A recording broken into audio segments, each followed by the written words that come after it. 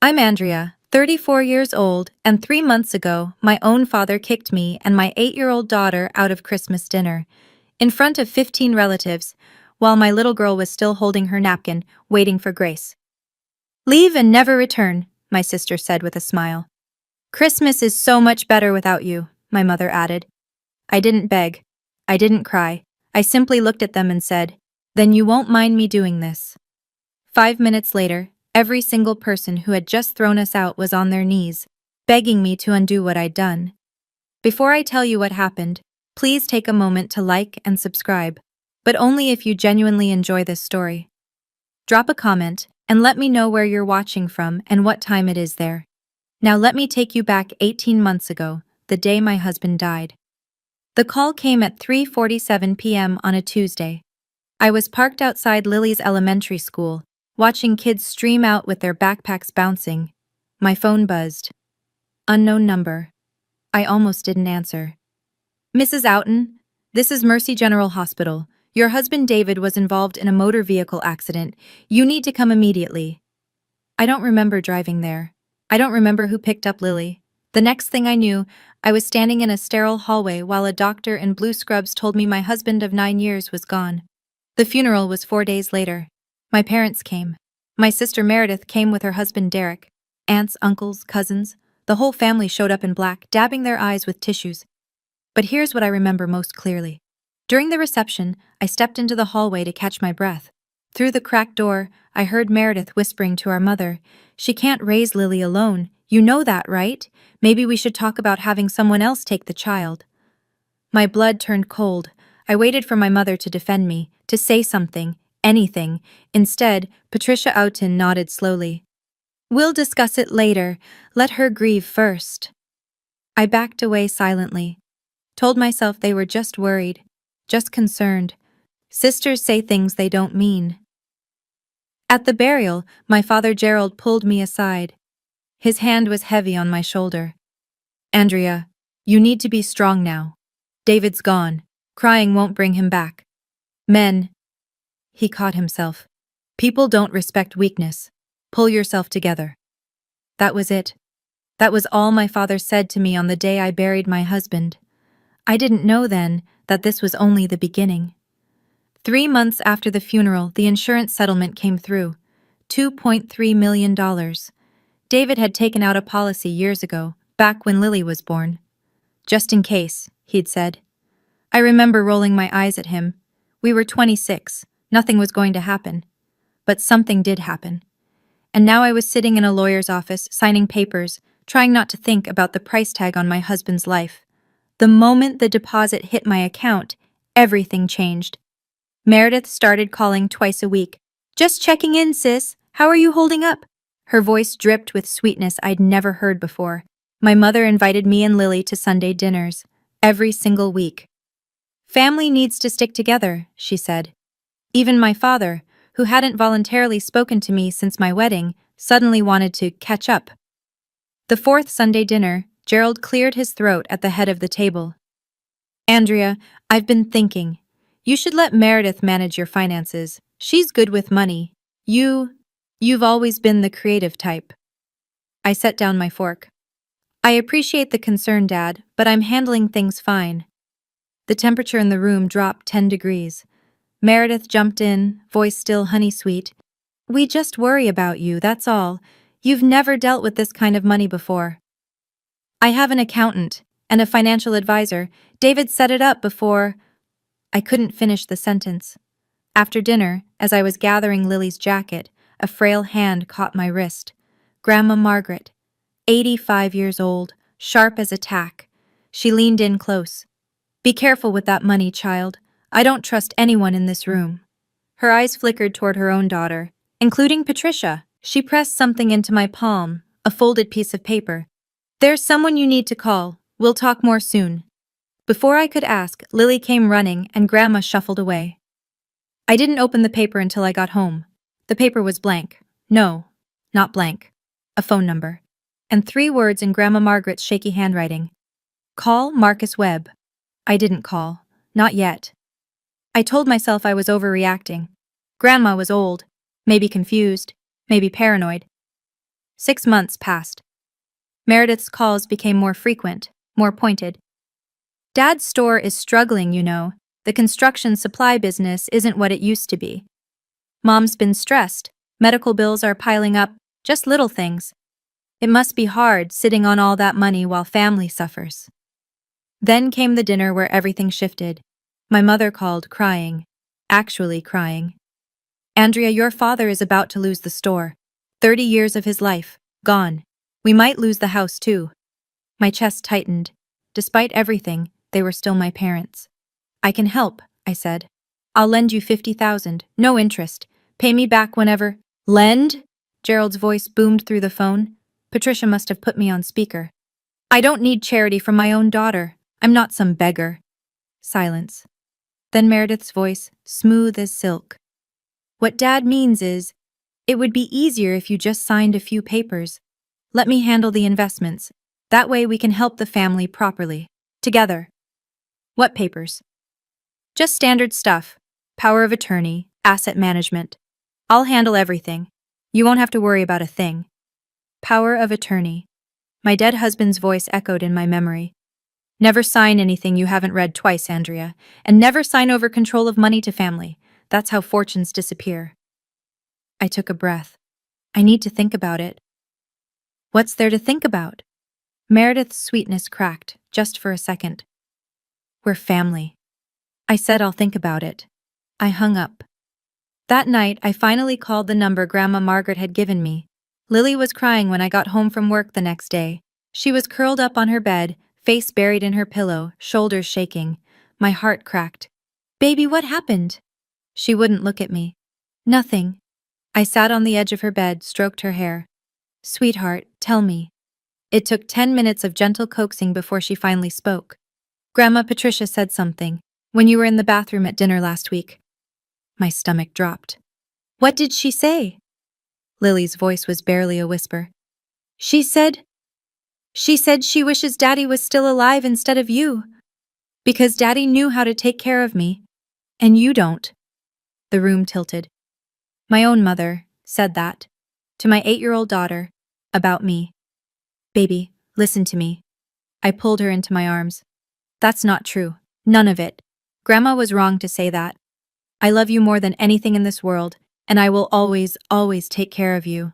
She clung to me like I might disappear. That night, after Lily fell asleep, I poured myself a glass of wine and scrolled through my phone. A cousin I barely talked to had sent me a message.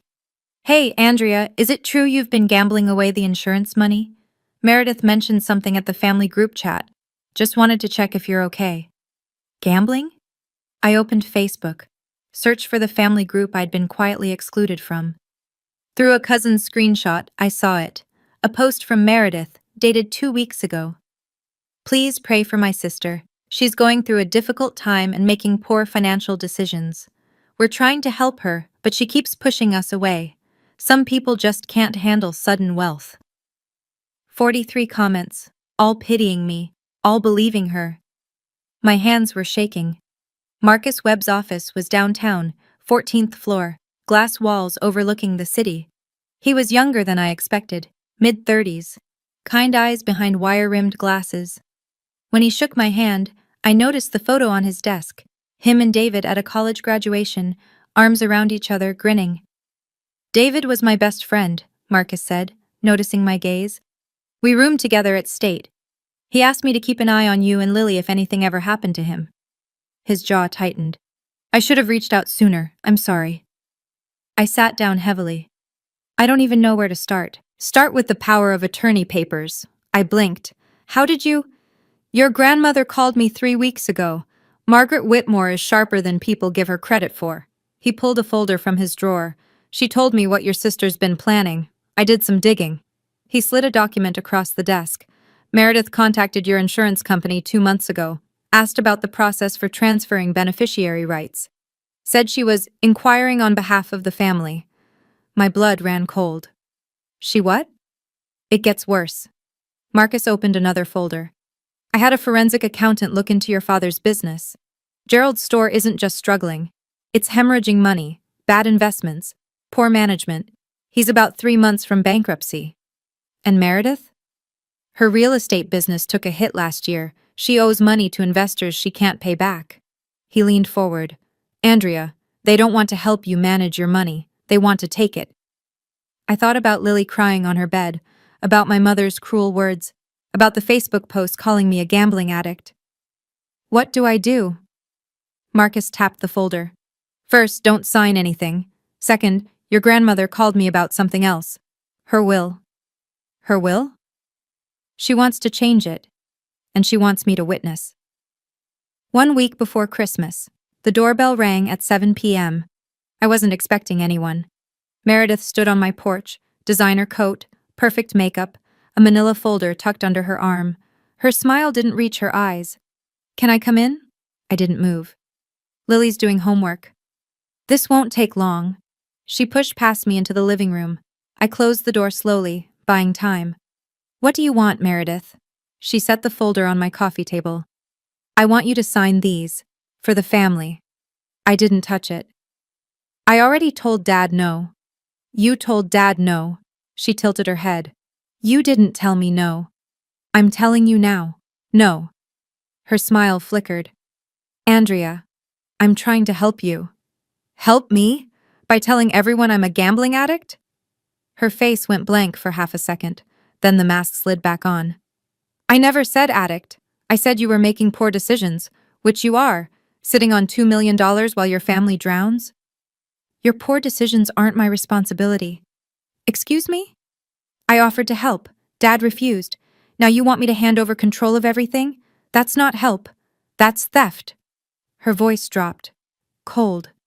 You don't know what you're doing. You never have. You married David and got lucky. That's it. You're not smart. You're not capable. You're just a widow with a windfall. I felt Lily's presence before I saw her. She was standing in the hallway, homework folder clutched to her chest, eyes wide. Meredith saw her too. She adjusted her expression instantly. Lily, sweetie, Aunt Meredith was just... I heard what you said about Mom.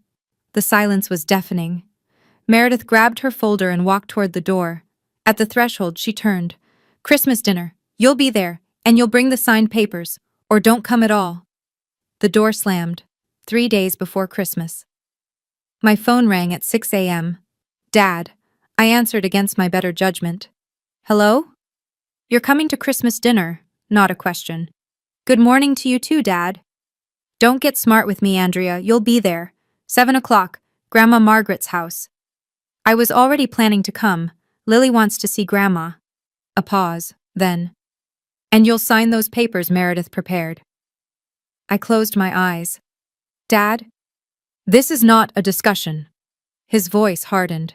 This is not a request. You will sign those documents, or you won't set foot in this family again. You're threatening to disown me over money? I'm telling you to do what's right for once in your life. David carried you for 9 years. Now it's time to carry your weight. David carried me. 9 years of partnership, building a home, raising a daughter, supporting each other through every struggle, reduced to me being carried. I'm not signing anything. Then don't bother showing up. We don't want you there. Does Mom know you're saying this? He laughed bitterly. Who do you think told me to call? The line went dead. I sat on the edge of my bed, phone in my hand, heart pounding. Lily appeared in my doorway, rubbing her eyes. Mommy? Who was that? I forced a smile. Just Grandpa, baby. Go back to sleep. Are we still going to see Grandma Margaret for Christmas? I thought about the envelope Grandma had slipped me at our last visit, the one she'd whispered about. Open it when you need strength, she'd said. I thought about Marcus's warnings, about the papers in that manila folder, about everything I stood to lose. Yes, sweetheart. I pulled her into a hug. We're going. I knew it was a trap. I just didn't know how deep it went. Christmas Eve. Grandma Margaret's house. I went alone, leaving Lily with a neighbor. Some conversations aren't for children's ears. Grandma answered the door herself. 85 years old, spine straight as a ruler, eyes bright with something I couldn't name. I knew you'd come early. She ushered me into her study, closed the door, locked it. Grandma, what's going on? She crossed to an antique desk, pulled open a drawer, and retrieved a thick envelope. cream-colored, sealed with wax. Take this. She pressed it into my hands. Don't open it until tomorrow night. At dinner, you'll know when. What is it? She smiled, a sad, knowing smile. Insurance. The real kind. Grandma, you're scaring me. She took my hands in her papery ones. Andrea, I've watched my daughter and granddaughter scheme for months. I know about the emails. I know about the power of attorney papers. I know what they're planning to do to you tomorrow. How? Patricia accidentally forwarded me an email chain, mother-daughter gossip. They forgot I know how to use a computer. Her eyes hardened. They called you easy pickings, said you'd crumble under family pressure. My throat tightened. I've lived 85 years, Grandma continued. I've seen greed destroy families. I will not let it destroy you. She squeezed my hands. Tomorrow night, they will try to humiliate you into signing. They'll do it in front of everyone, so you feel trapped. What do I do? You stand your ground. And when the moment comes, she nodded toward the envelope, you open that. What's inside? Her smile returned. This time there was fire in it. The truth, and something they never expected. The envelope felt heavy in my pocket all night long. Okay, let me pause here for a second. What do you think was in that envelope? A. Grandma's new will? B. Evidence of Meredith and Mom's scheme? C. Something completely unexpected? Drop your answer in the comments. I'm genuinely curious what you think. And if you're hooked on this story, if you need to know what happened at that Christmas dinner, go ahead and hit that like button. It helps more than you know. Now, back to Christmas Day, Christmas Eve night. I couldn't sleep. I lay in bed staring at the ceiling, envelope tucked under my pillow like a childhood secret. Grandma's words kept circling, something they never expected. My mind drifted to memories I'd buried. I was 8, Lily's age, the first time I realized my parents favored Meredith. She got piano lessons, I got hand-me-downs, she got praise for B's, I got lectures for A-minuses. Meredith tries harder, Mom always said. You just coast. Grandma Margaret was the only one who saw me differently. She used to pull me aside at family gatherings, press butterscotch candies into my palm, and whisper stories about the house. This old place has seen 3 generations of Whitmores, she'd say. One day, it'll belong to someone who truly loves it, not someone who just sees dollar signs. I always assumed she meant Meredith, the perfect one, the successful one. Now I wasn't so sure. The house itself was worth nearly $2 million, a colonial revival on 3 acres, built by my great-grandfather. Everyone knew Grandma would leave it to family. The only question was who. Meredith had talked about it for years. When Grandma passes, Derek and I will renovate, turn it into something modern, maybe sell it if the market's right. Grandma had overheard that conversation once. I remembered her face, tight, hurt, quickly masked. A soft knock on my door. Mommy? Lily's voice, sleep thick. I can't sleep. Can I stay with you? I pulled back the covers. She climbed in, warm and small. Mommy, are we really going to Grandma Margaret's tomorrow? Yes, baby. Even though Grandpa's mad at us? I kissed her forehead. Grandma wants to see us. That's what matters. Lily was quiet for a moment. Then, I love Grandma Margaret's house. It feels like a hug. A hug. That's exactly what it felt like. Christmas morning. My phone buzzed at 8 a.m. Marcus. Merry Christmas, he said. I have something for you. You're working on Christmas? This couldn't wait. His voice was tight. Your grandmother forwarded me an email last night. The original chain between Meredith and your mother. I sat up in bed, heart hammering. What does it say? I'm reading it now, dated April 15th, 2 weeks after David's funeral. He paused. Andrea, I need to read this to you. Are you sitting down? Yes. Marcus cleared his throat. We need to move before she gets smart. You know how pathetic Andrea is. She'll believe anything if we frame it as helping the family. Dad's store is the perfect excuse. My stomach turned. The plan is simple, Marcus continued. Get her emotional, isolated, make her feel guilty for having money while we struggle. Then present the papers as a favor. She won't even read them. She never reads anything.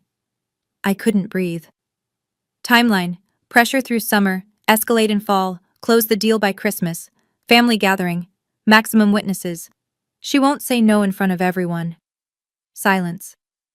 Andrea, you still there? They planned this. My voice sounded far away. Since April. Since 2 weeks after your husband's funeral.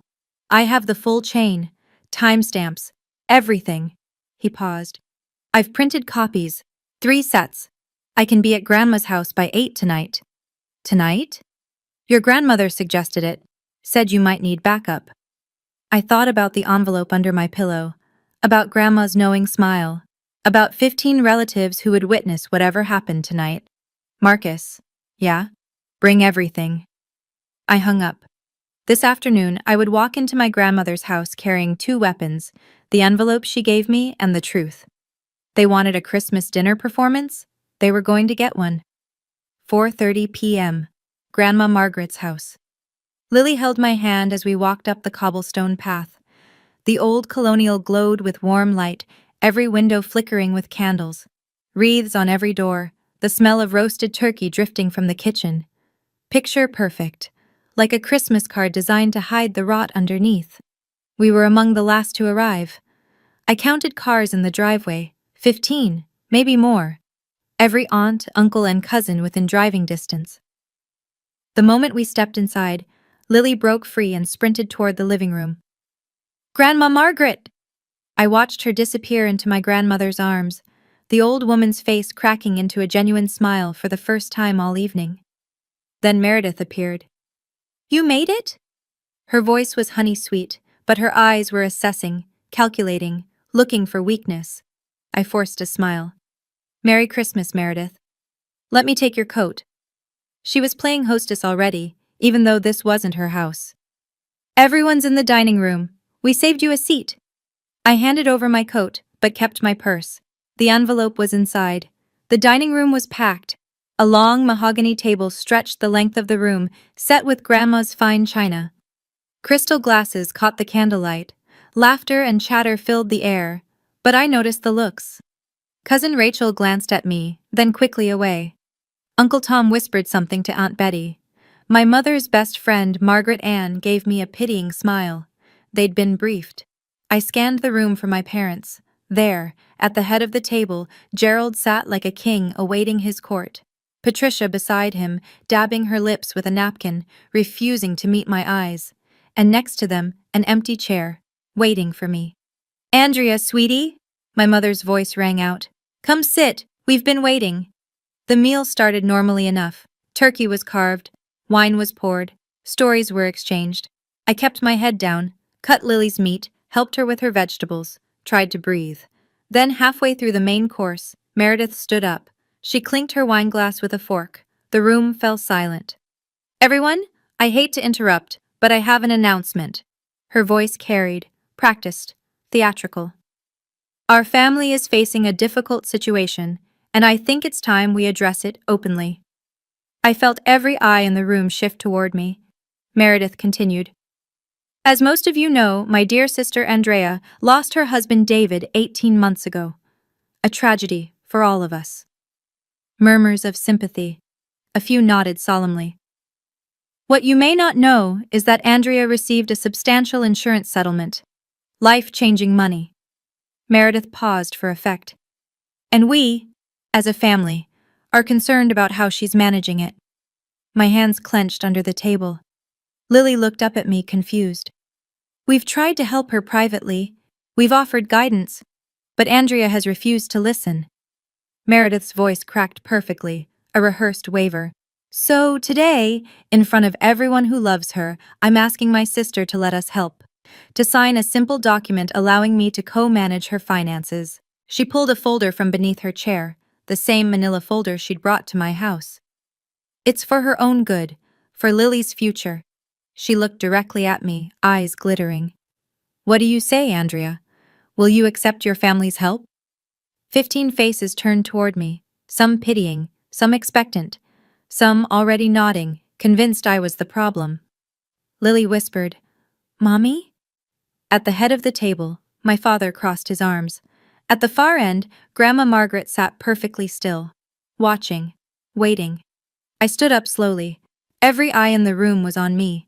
I could feel the pressure, the unspoken expectation that I would crumble, apologize, sign whatever they wanted just to make the discomfort end. No. The word hung in the air. Meredith blinked. Excuse me? I said no, I'm not signing anything. The room went absolutely still. Someone's fork clattered against a plate. My father's chair scraped back. He rose to his full height, face reddening. You don't get to say no. Not to family. Not after everything we've done for you. What have you done for me, Dad? Tell me. What exactly have you done? We raised you, gave you everything. And this is how you repay us? By hoarding money while your own family suffers? My mother finally looked at me. Her eyes were cold. Andrea, you've always been selfish. Even as a child, some things never change. I offered to help, I said, fighting to keep my voice steady. I offered Dad $50,000, no interest. He refused. Because it was insulting, Gerald slammed his palm on the table. China rattled. You have millions sitting in a bank account while my life's work collapses and you offer me scraps? Meredith stepped closer, voice dripping with false concern. See? This is what we're dealing with. She doesn't understand money. She doesn't understand family. She needs guidance. She needs a keeper, someone muttered. I didn't see who. Lily had started crying silently. Tears streamed down her face as she watched her grandfather scream at her mother. Only Grandma Margaret moved. She reached over and pulled Lily into her lap, shielding her, but she said nothing, not yet. Sign the papers, Andrea. My father's voice was iron. Or get out of this house. I looked around the room. Not a single person spoke up for me. My father pointed at the door. Out, you and that child, right now. Meredith nodded, arms crossed, satisfied. You should leave and never come back. We've tried to help you, Andrea. God knows we've tried, but you're beyond help. I looked at my mother, my own mother, waiting for her to say something, anything, a single word of defense. Patricia smoothed her napkin, then looked me dead in the eyes. Christmas would be so much better without you here. It always has been. My lungs stopped working. Lily's sob cut through the silence, raw, heartbroken. She was 8 years old, and her grandmother had just said the world would be better without her mother. Cousins shifted uncomfortably. Aunts looked away. Uncles studied their plates. No one spoke. No one defended us. It was the loneliest moment of my life. I reached for Lily, ready to scoop her up and run, ready to leave and never look back. But then I felt Grandma Margaret's hand on my arm. Wait. Her voice was quiet, but it cut through everything. She was looking at me with something fierce in her eyes, something that said, not yet. And I remembered the envelope in my purse.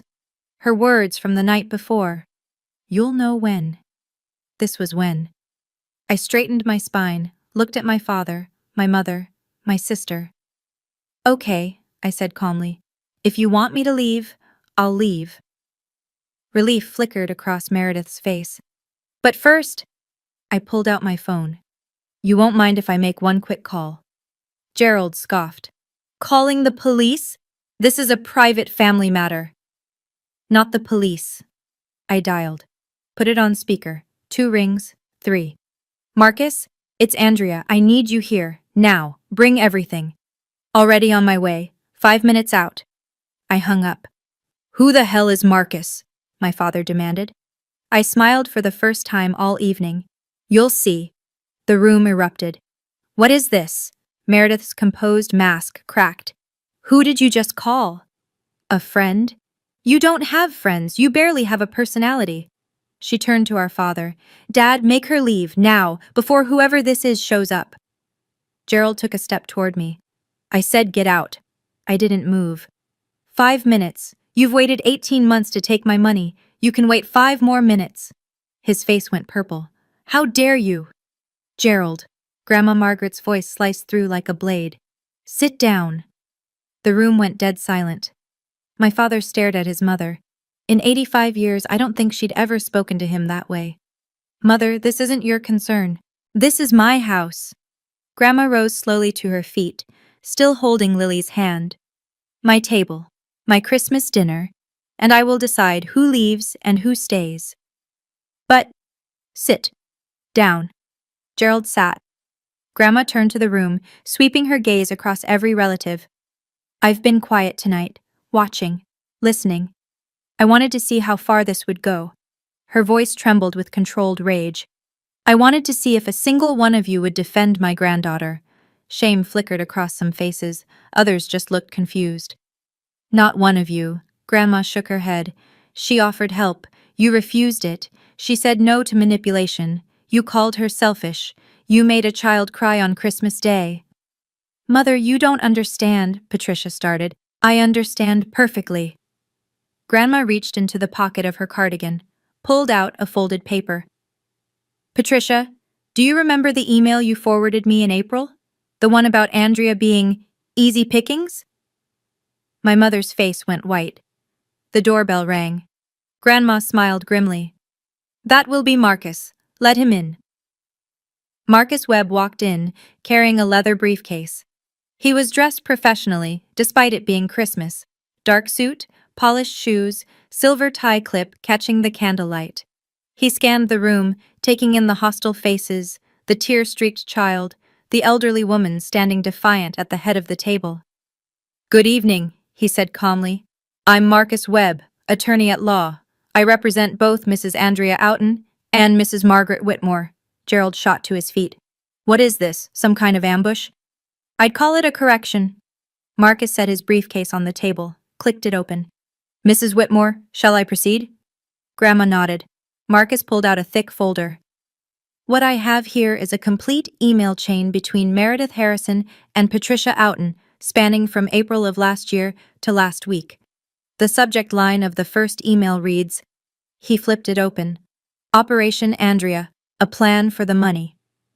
Gasps rippled through the room. That's private correspondence. Meredith lunged forward. You can't. It was forwarded to Mrs. Whitmore. Accidentally, I assume. She is now a rightful possessor of this communication. Marcus smiled thinly. Would you like me to read some highlights aloud? The part where you called your sister pathetic? Or the part where you planned to have her declared financially incompetent? Meredith's mouth opened, closed, opened again. Patricia gripped the table edge, knuckles white. Mother, why would you do this? Because you plotted to steal from my granddaughter. Grandma's voice was steel. You called her names. You told her daughter that the world would be better without her mother, on Christmas.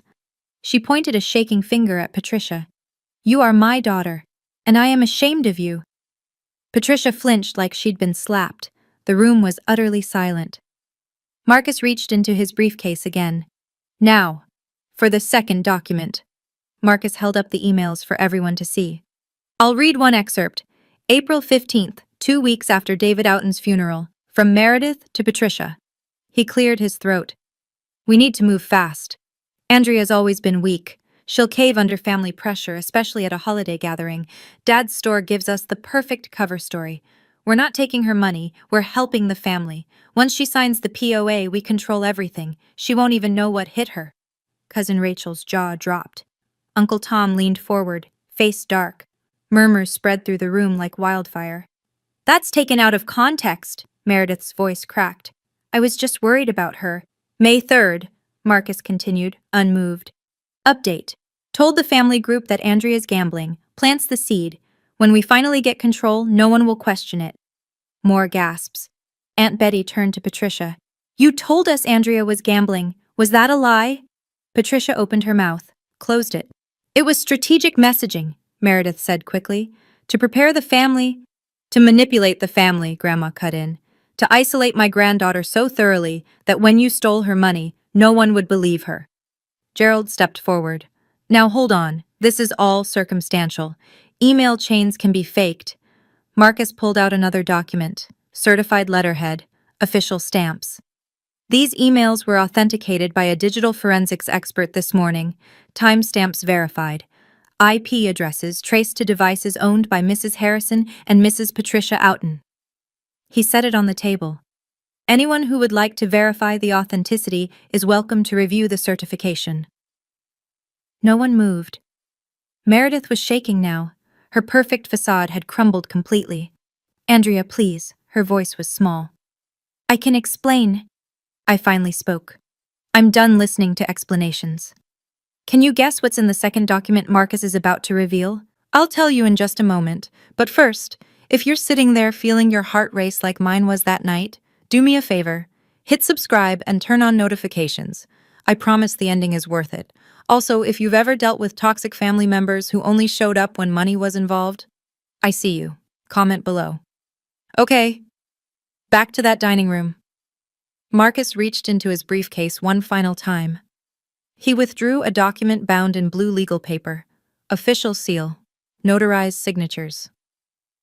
"This," he said, "is the last will and testament of Margaret Ellen Whitmore, executed 3 weeks ago, witnessed by myself and 2 independent parties." The temperature in the room dropped 10 degrees. Patricia stood so abruptly her chair fell over. "Mother, what did you do?" Grandma Margaret remained seated, hands folded in her lap, perfectly composed. "I did what I should have done years ago. I protected the people who actually deserve protection." "Mother, you promised—" "I promised nothing." Grandma's voice was ice. "You assumed, Meredith assumed, everyone in this family assumed they knew what my will contained." She smiled coldly. "You assumed wrong." Marcus opened the document, read aloud. "I, Margaret Ellen Whitmore, being of sound mind, hereby bequeath my primary residence at 742 Whitmore Lane, including all land, structures, and contents thereof, valued at approximately $1.8 million, to my granddaughter, Andrea Louise Oughton." The envelope Grandma had given me, I finally understood. She'd given me a copy of the will days ago. Just in case. Chaos. Meredith screamed. Actually screamed. "No! That house was supposed to be mine. We talked about this. Renovations. You talked about selling my family's home for profit." Grandma's voice cut through. "I listened, and I made my decision." Gerald slumped into his chair like a puppet with cut strings. "Mother, everything we planned—" "Everything you planned," Grandma corrected, "was built on the assumption that I would reward cruelty and greed. I won't." Patricia was crying now, mascara streaking down her face. "You're leaving everything to her? After all we've done for you?" "What have you done for me, Patricia?" Grandma's eyes were fierce. "Besides lie, scheme, turn my Christmas dinner into a public execution of your own sister?" Silence. Marcus closed the will. "Mrs. Oughton," he turned to me, "you are now the sole heir to this property." Patricia dropped to her knees. Right there, in front of everyone. Grandma's antique Persian rug bunching under her as she crawled toward me. "Andrea, baby, I didn't mean it. Any of it. I was just trying to help the family. We were scared. Your father's business. I never meant to hurt you." I watched my mother grovel. The woman who told my daughter the world would be better without me. The woman who plotted for 18 months to steal my inheritance. Gerald stood frozen, mouth opening and closing like a fish. Meredith tried a different approach. She grabbed my arm, tears streaming down her face. Real tears this time. "I'm sorry, I'm so sorry, I was desperate. Derek doesn't know about my debts. If this gets out, my marriage, please, Andrea, please." Cousins stared. Aunts covered their mouths. Uncle Tom shook his head slowly, disgust written across his face. I heard whispers. "I can't believe they lied about the gambling. All this over money? On Christmas?" Poor Andrea. Poor Lily. Lily. I looked at my daughter, still nestled in Grandma Margaret's arms, watching her aunt and grandmother beg on the floor. She was only 8. She shouldn't be seeing this. I gently pulled my arm from Meredith's grasp. "Everyone, please, get off the floor." Patricia looked up, hope flashing in her eyes. "You'll forgive us? You understand we were just—" "I understand perfectly." I kept my voice calm, level. "You lied to the entire family about me. You tried to steal from me. You made my daughter believe I was worthless." "Andrea, I don't need to stand here and watch you cry." I stepped back. "I just need you to know that I see you. All of you. And I'm done pretending I don't." I walked over to where Meredith was still kneeling, crouched down, met her eyes. "Do you remember what you said to me last week? In my living room?" She wouldn't look at me. You said I wasn't smart, that I married David and got lucky, that I'm just a widow with a windfall. I paused. My 8-year-old daughter heard every word. Meredith flinched. You told me to leave and never return. Tonight, you said Christmas would be better without me. I stood up. That's fine. I'm going to give you exactly what you asked for. I turned to the room, to the Yi. I'm not going to sue anyone. I'm not going to press charges. I'm not interested in revenge. My voice was steady, strong. David would have been proud. But I am going to protect myself and my daughter. From now on, there will be boundaries. I looked at my father. He couldn't meet my eyes. You chose money over your son-in-law's memory, over your daughter, over your granddaughter. I shook my head. That was your choice, not mine. I looked at my mother, still on her knees. You told Lily the world would be better without me. A child, Mom, your own granddaughter. I'll never forget that. Lily won't either. Finally, I looked at Meredith. You said I don't have friends. You said I barely have a personality. I almost laughed.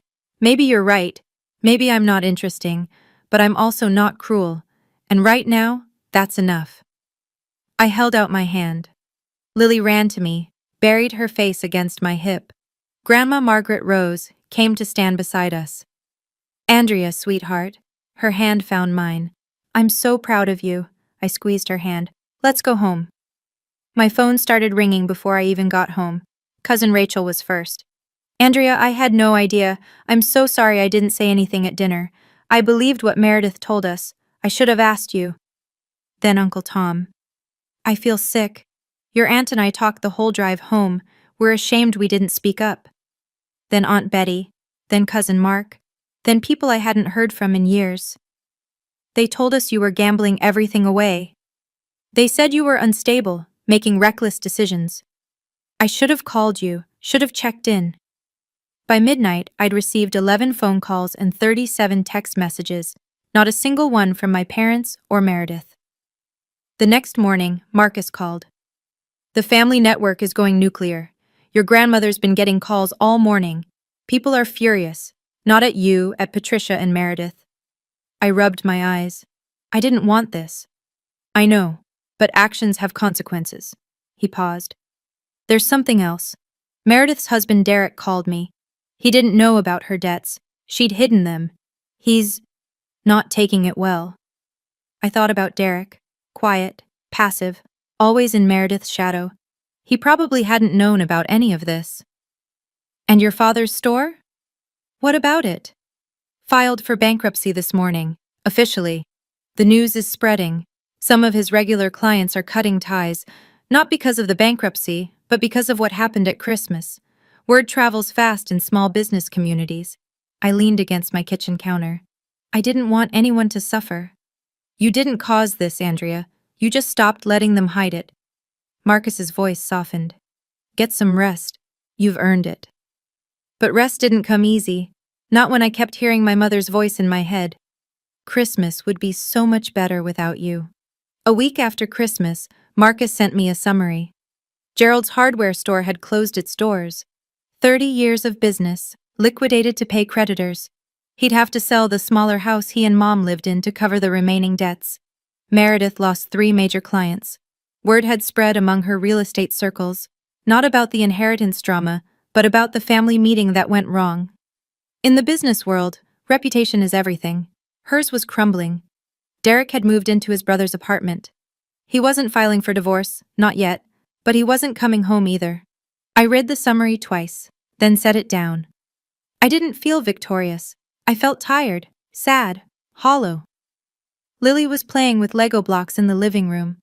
I watched her build a little house, complete with tiny windows and a red door. Mommy? She looked up. Is Grandpa going to be okay? I sat down beside her. I don't know, sweetie. I feel bad for him, even though he was mean. Out of the mouths of babes. I do too. I helped her snap a roof piece into place. Sometimes people make choices that hurt others, and then they have to live with what happens next. Did we make them get in trouble? I thought carefully before answering. No, baby. We just told the truth. What happened after? That was because of choices they made, not us. She considered this, nodded slowly. Okay. I pulled her into a hug. I didn't want to see my family suffer. I hadn't set out to ruin them. All I'd wanted was to be left alone, to protect my daughter, to honor David's memory by building a stable life. But Marcus was right, actions have consequences. And sometimes, the truth is its own form of justice. 2 weeks after Christmas, Grandma Margaret called. I have a question for you, she said without preamble. And I need you to answer honestly. Of course, Grandma. Would you and Lily consider letting an old woman move in with you? I almost dropped the phone. What? I've been rattling around this big house alone for 10 years. Patricia won't speak to me. Meredith won't look at me. Gerald just grunts when I call. Her voice softened. But Lily hugs me like I matter. And you, Andrea, you've never once asked me for anything. Grandma, I can't ask you to leave your home. You're not asking. I'm offering. She paused. The house is yours, technically, after I'm gone. But until then, I don't want to live in it alone anymore. I want to be somewhere I'm actually wanted. My throat tightened. I thought about our small apartment. 2 bedrooms, a cramped kitchen. Nothing like the colonial mansion Grandma had called home for 60 years. Our place is tiny, I warned her, and Lily has nightmares sometimes, and I can't cook nearly as well as you. Andrea. Her voice was warm. I don't need a mansion. I need a family, a real one. I heard Lily in the background, asking who I was talking to. Hold on, Grandma. I covered the phone. Lily, how would you feel if Grandma Margaret came to live with us? Her face lit up like the Christmas tree we never got to enjoy. Really? Like forever? I put the phone back to my ear. I think that's a yes. Grandma laughed. A real laugh, full and bright. I'll start packing tomorrow. For the first time since David died, my apartment felt like it might become a home again. 1 month later. Grandma Margaret's antique armchair sat in the corner of our tiny living room, looking absurdly elegant next to my second-hand sofa. Her collection of ceramic cats lined the windowsill. Her knitting basket lived permanently beside the TV. It shouldn't have worked. But somehow, it did. Every evening, the 3 of us ate dinner together at our little kitchen table. Grandma taught Lily how to make her famous apple pie. Lily taught Grandma how to use video calls. I listened to stories about my great-grandfather I'd never heard, about the house, the family history, the dreams that built it all. The insurance money sat untouched in an investment account, growing quietly. I'd set up a trust for Lily's education. The rest would wait until she was older, until she could decide what to do with her future herself. I kept working my job, kept showing up, kept building something small and stable. One night, after Lily was asleep, Grandma and I sat on the balcony, watching stars. Do you regret it? I asked quietly. Giving up the house? Cutting off Patricia? She was silent for a long moment. No. Her voice was steady. That house was just walls and wood. What Patricia and Meredith did, that was a betrayal of everything family should mean. She reached over, patted my hand. You and Lily are my family now. Real family. The kind that stays. I felt tears prick my eyes. Thank you, Grandma, for believing in me when no one else did. She smiled in the darkness. You didn't need my belief, Andrea. You just needed to believe in yourself. She squeezed my hand. Which you did. That Christmas night, when you stood your ground, that was all you. I leaned my head against her shoulder, and for the first time in a long time, I felt at peace. 3 months after Christmas. My phone rang. Unknown number. I answered cautiously. Hello? Andrea. My mother's voice. Small, tired, defeated. It's Mom. I almost hung up. Please don't hang up. Please, I just need 5 minutes. I walked to the balcony, closed the door so Lily wouldn't hear. I'm listening. I know what I did was unforgivable. Patricia's voice cracked. The things I said, to you, to Lily, I can't take them back. I wish I could. You told my daughter the world would be better without me. Silence. Then. I know. I was I was so scared, Andrea. Your father was falling apart. Meredith kept saying this was the only way. I let myself believe it because it was easier than standing up to them. That's not an excuse. It's not, you're right. She was crying now. I'm not asking you to forgive me, I wanted to hear Lily's voice, just once. It's been 3 months. I watched the city lights blink below. Mom. Yes? I'm not going to pretend everything is fine. I'm not going to let you hurt Lily again, but I took a deep breath. I'm also not going to punish you forever. That's not who I want to be. What does that mean? It means I need more time. A lot more time. And when I'm ready, if I'm ever ready, I'll reach out. I paused. But the reaching out has to come from me, not you. Do you understand? Yes. Her voice was barely a whisper. Yes, I understand. Okay. Andrea? What? I'm sorry. I'm so, so sorry. I let those words hang in the air, then quietly, I know, Mom. I know. I hung up. I wasn't ready to forgive, but I wasn't consumed by hatred either. That felt like progress. After that call, I started journaling. Just a cheap notebook from the dollar store. A few pages every night after Lily went to sleep. Tonight, I wrote, I used to think family meant accepting whatever they threw at me, keeping the peace at any cost, smiling through insults because blood is thicker than water. I was wrong. Family is not a free pass to hurt people. Love is not supposed to come with conditions. And peace built on silence isn't peace at all. It's just suffering with a smile. My father called me selfish for not signing over my money. My mother said Christmas would be better without me. My sister planned for 18 months to steal everything I had. But here's what they didn't expect. I survived. I survived because I finally understood something David always told me. You're stronger than you think, Andrea. You just have to stop waiting for permission to be strong. I stopped waiting. I stood up. I said no. I chose my daughter over approval, my self-respect over belonging. And somehow, on the other side of all that pain, I found something I didn't expect to find. Peace. A real family. Smaller now, but truer. A home that feels safe. And a future I get to build myself, one day at a time. Grandma's voice called from the kitchen. Andrea, the cookies are ready. Lily's footsteps thundered down the hall. Cookies! I closed the notebook, smiled. There would still be hard days. There would still be moments when my mother's words echoed in my mind, when I wondered if I'd done the right thing. But tonight, there were cookies. And laughter. And the two people who mattered most in the world. That was enough. That was everything. And that's my story. If you've ever had to protect yourself or someone you love from toxic family members, I see you. I understand. And I hope you know, you're not alone. Drop a comment and tell me, have you ever had to draw a hard boundary with family? I'd love to hear your story.